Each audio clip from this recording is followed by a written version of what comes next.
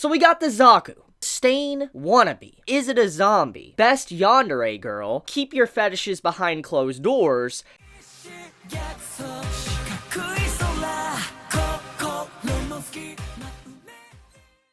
So before I go into some serious stuff with this episode, there is something I need to make sure you anime-onlys are aware of. And some of you manga readers actually might be unaware of it as well. So I'm going to kind of relay some information to all of you. So you know the character, Tora, in this episode? The one that was like the manly man amongst the pussycats and all that? Well, Tora was once a woman. Here's the character sheet you can see for yourself. This is what Horikoshi does every so often. He gives details on characters. Tora was once a woman. So just giving some clarification to all that, where Tora fits in with the Wild Wild Pussycats, that's the reason why. Let's just talk about the ending sequence first, okay? Because that is something that needs to be talked about.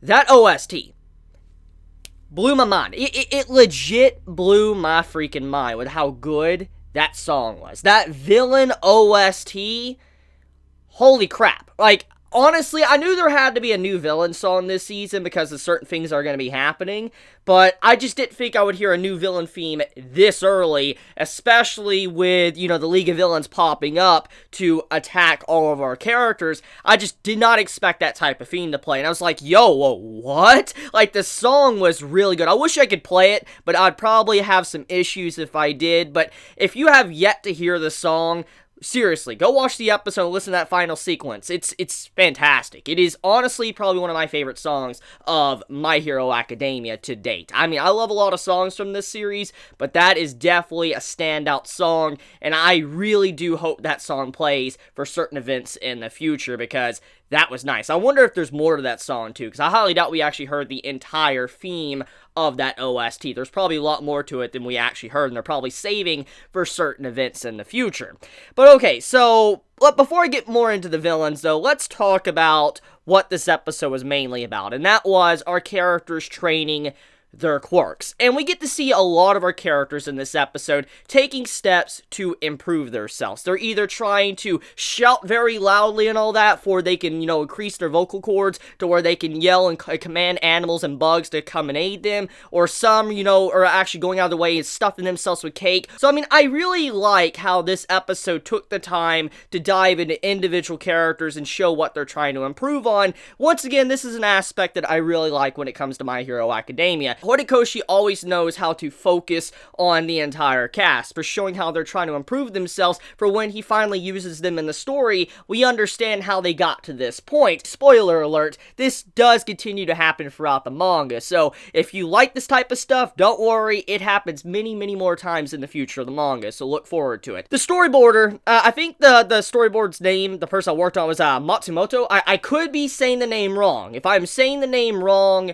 forgive me. The person that worked on the storyboard this week did a fantastic job. I need to take a few moments to talk about how this episode was handled. Because I'm going to say right now that this, as I've always said, that the anime is kind of better than the manga already, but this episode truly shined. It really stood out to me. As someone that's been watching the anime since the beginning and been reading the manga as well, I could definitely see where the storyboarder who worked on this episode really took a lot of liberties to enhance the original content, which was showing the individual characters, them talking with each other, the little jokes that were added in, the way the animation was done. There was just so many little sequences throughout this episode that really just stood out to me. I mean, the whole Momo stuff, and I'm just like, oh my god, just like the way certain scenes were done, it's absolutely hilarious. And some of these scenes weren't done exactly like that in the manga, and just the way the anime, you know, animated it, it felt more lively. And I just want to say right now that the person that worked on this episode, fantastic. I really would love to see the person that storyboarded this episode on future episodes of My Hero Academia, working on certain little comedy episodes or sequences of the series, because this clearly just showed how the anime can really be above the manga. Because, honestly, this was definitely a step up from the previous episodes. I mean, even animation department as well, it was really nice. Love the style of it. And I think many could possibly notice how the style of this episode was way beyond the first two episodes we got from from Season 3 already. I like how Aoyama in this episode, we see how this man is trying to, help out where he can use his naval laser a little bit more, and he's just shouting, I hear the grunts and stuff as the man's trying to shoot his laser, and you see him leaving a porta potty.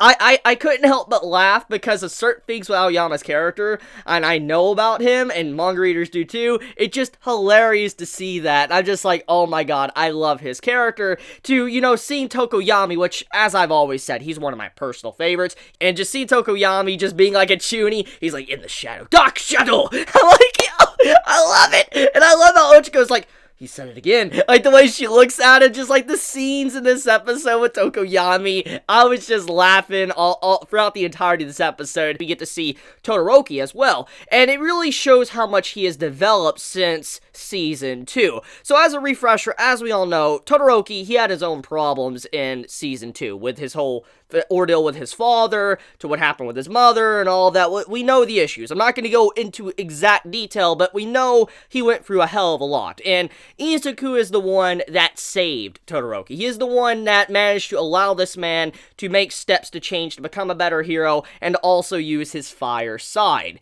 And we see throughout this episode to where he is now starting to utilize his fire side, and even going as far as to help his fellow class members, which is what he never would have done in the beginning of the series, or until Izuku talked to him. He never would have done it, because you see in this episode how he does a simple task like using his fire side to make food. Now, this doesn't seem like much, okay? I know many looking at this scene, like, with him cooking and all that, starting the fire, it seems like, it's just crazy. Like, that doesn't matter, Chibi, in the end of the day. But here's the thing, though. Simple tasks like that show us that he's willing to use it, not even doing hero acts, but he's willing to use it just for his friends, and that he's growing more comfortable with using his fire side for himself and for the people around him, and that just shows character development, how much he has changed. So little scenes like this are very important to show. Little scenes like this, how he's able to, connect with his friends in Class A. Izuku's taken steps to try to train, and you see how Tora is really pushing Izuku in this episode, trying to get this man in shape and all that, and Izuku's trying to use 5% and all that going in. It's really funny scenes, and our boy's just trying to get stronger and stronger to be able to use, one for all, which that's been a big thing he's been trying to do forever now, since the series first began. Now, speaking of Izuku, we also have a couple of scenes in this episode that are very important. Number one, let's talk about what Todoroki said to him. Todoroki says, if you just walk up to a stranger and try to help them or talk to them, they're not going to want to hear a word you say. And those words cannot be any more true. And I feel like that's kind of a jab at shonen in general. Not just like one shonen, but I think all shonen in general, even itself in some points. I think Horikoshi was very self-aware in that moment when he wrote that line for Todoroki, that shonen have stuff like that to where the MCs or characters in a series will talk with an individual to change them just like that, and then everything's, hunky-dory after that. And I feel like that moment was, like I said, a shot at shonen in general, and even itself, because you see this a lot, to where, like, the MC will walk up to a character, and they'll talk to him, and then all of a sudden, that character that the MC talked to is a good dude, and everything is fine, everything works out, and their life changes for the better. And basically, Todoroki is like, look, in real life, if you're trying to talk to a stranger, they're not going to want to hear a word you say. Like, here's an example, okay? Let's say you're going through some issues. You're going through a lot of issues in your life and all that, and even though you may watch my videos and stuff, if I was to walk up to you and try to talk to you and all that, you probably wouldn't want to hear it, because at the end of the day, I don't know everything you've been through. I don't know your life from exact detail, so I cannot put myself in your shoes and understand you completely. And so that's kind of what, Todoroki was saying. You are not in their shoes. You don't know what they've been through, so you trying to shove your ideals, what you think, onto others, it's not going to work out. And that's kind of what he was trying to say. Stop trying to shove your ideals, hint to the opening song, onto others. So, yeah, there you go. That's kind of what he was trying to say to Izuku. You need to understand other people before you could try to, tell them how you feel about them or how you understand them. Anyways, let's get into Kota, since he's very relevant to this entire discussion.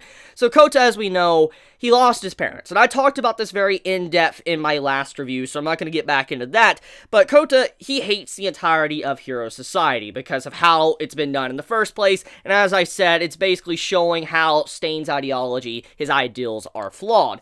And Kota, you can see in this episode with the visuals and all that he's very alone. He is someone that's by himself, he has no one that truly understands him, which hints at what Todoroki is trying to say to Izuku. Nobody understands what he's going through, and the only people that would understand him is someone that is actually in his spot, someone that has lost their loved ones, their parents, and everybody hypes up saying, you know, that was a good thing, they died a heroic death and all that. That's the only way anyone would understand or truly understand what he's been through, and so you can see he's truly alone.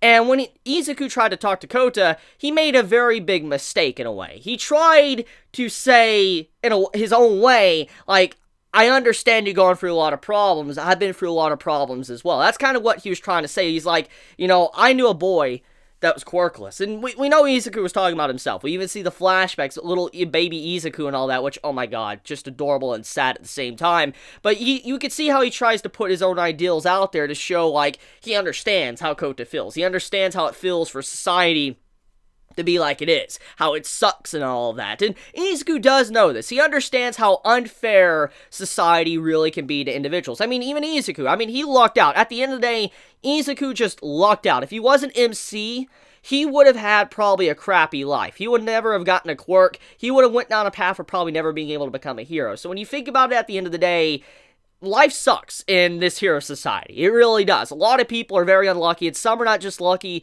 to be MC. And that's kind of what we could see here. Izuku is just saying, like, you know, at one point in time, I was sad, depressed, and I didn't know what to do. I didn't know if I could become a hero and all that. I even tried really hard to figure out my power, trying to breathe fire and all that, or anything I possibly could, but, you know, he couldn't. And so he tried to, like, connect with Kota. He tried to make Kota understand that he understands how it feels to be alone or not being able to be capable of something, and that's where Izuku was wrong. He was misreading the entire situation. It didn't look at it from a different viewpoint. He tried to assert his own viewpoint onto Kota, and Kota obviously did not like that. So that's kind of how you can view that scene, and there's definitely going to be a lot more to it. Now, to explain one quick thing though, this image right here, I don't think it's necessarily a spoiler if I talk about it, but if you're worried, I recommend you to mute the video real quick. It'll be a quick second, probably about 5 or 10 seconds max, but it's not really a spoiler, but I want to give confirmation to kind of what this, you know, image represents. It represents, you know, whatever Kota's been doing at his hideout. For instance, you know, either using his quirk in some way or whatever. That's as far as we're going to go with it, but there you go. It was adorable. Just like her eye reaction. I remember that in the manga, and I remember laughing so hard because of how that looked, and just seeing her face animated, I'm just like, job well done. Job well done, Studio Bones. You're always giving me a smile every time I watch an episode of this series. So anyways, I guess let's talk about the final segment of the episode, which is the villains. So the villains, they have popped up, and so we're going to finally be getting into the serious stuff for this arc. So if you've been itching to see our new villains, you know, in action, you're going to be getting that next week. And I want to tell you right now, anime onlys, next week's episode is going to be pretty freaking hype.